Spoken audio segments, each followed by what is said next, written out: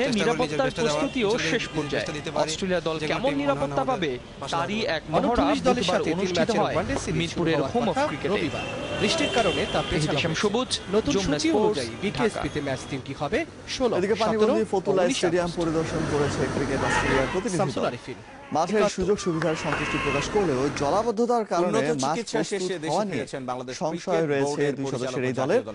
সকাল 8:15টার দিকে ফতুল্লার খান সাহেব ওসমান আলী স্টেডিয়ামে পৌঁছান শন ক্যারলের নেতৃত্বে অস্ট্রেলিয়ার দুই সদস্যের প্রতিনিধি দল।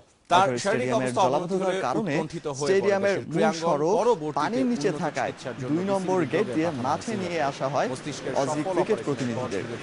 গতকালের বৃষ্টিতে এখনো মূল মাঠে পানি জমে আছে, তবে ড্রেসিং রুম সহ স্টেডিয়ামের অন্যান্য সুযোগ সুবিধা নিয়ে সন্তুষ্টি প্রকাশ করেছেন শন ক্যারল, কিন্তু চূড়ান্ত সিদ্ধান্ত পেতে আরো অপেক্ষা করার কথা বলছেন তিনি। চলছে খেলাযোগ, ফিরছি কিছুক্ষণ পর 71-এর সাথে।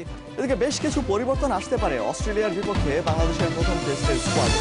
শ্রীলঙ্কার পর এবার অস্ট্রেলিয়ার বিপক্ষে হোম সিরিজেও বাদ যেতে পারেন মাহমুদুল্লাহ রিয়াদ, তবে দলে ফেরার সম্ভাবনা জোরালো করেছেন নাসির হোসেন। নিশ্চিতভাবেই দলে থাকা অফ স্পিনার মেহেদী হাসান মিরাজ অস্ট্রেলিয়া সিরিজে আগে অবশ্য বাস্তববাদী।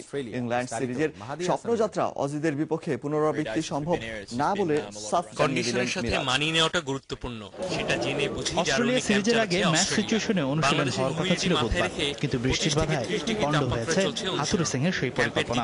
তাই তো ক্রিকেটাররা ব্যক্তি উদ্যোগে ইনডোরে ব্যাটিং ও বোলিং অনুশীলন সেরেছেন।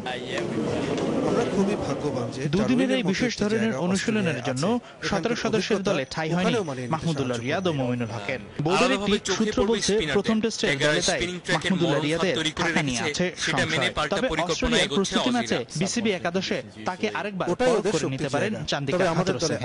আর চোখের সমস্যা এখনো না আসায় অনিশ্চয়তা রয়ে গেছে মুসাদ্দেক হোসেন সৈকতকে নিয়ে।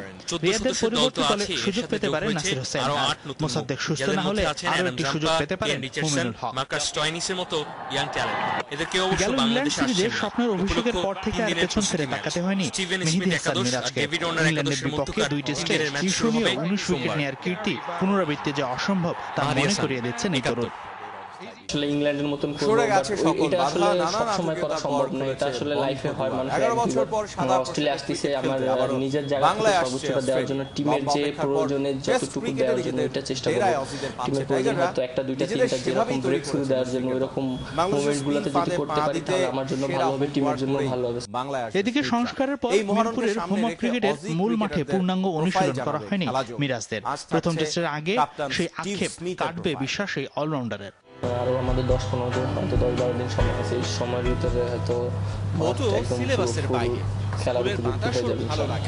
বৃষ্টি না হলে ভাগ হয়ে মিরপুরে আরো একটি প্রস্তুতি ম্যাচ খেলবে মুশফিক তামিমরা। পাঠ্য বইয়ের চক্করে আটকে থাকলে হাসানুর রহমান, যমুনা স্পোর্টস, ঢাকা। সিদ্ধান্ত হলো রেগুলার রুটিন স্কুলে ম্যাকগিলের না আশায় দ্রুতই অন্য কোনো স্পেন বোলিং কোচ নিয়োগ দিতে চায়।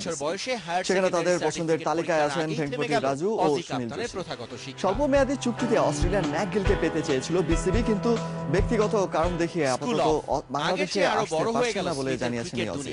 তবে তার জন্য অপেক্ষা নয়, বরং দ্রুত সময়ের মধ্যে একজন স্পেন কোচ নিয়োগ দিতে যাচ্ছে অভিষেক। ওই বছরই বিগ ব্যাশে বল ঘুরিয়ে স্টুয়ার্ট ম্যাকগিল এখন অসুস্থ, এই মুহূর্তে সে আসতে পারছে না, এই ব্যাপারে নিশ্চিত আপাতত বাদ। টি20 প্রমিসিং আমরা আবার নেক্সট ক্রিকেটে ব্যাটে নামবো না।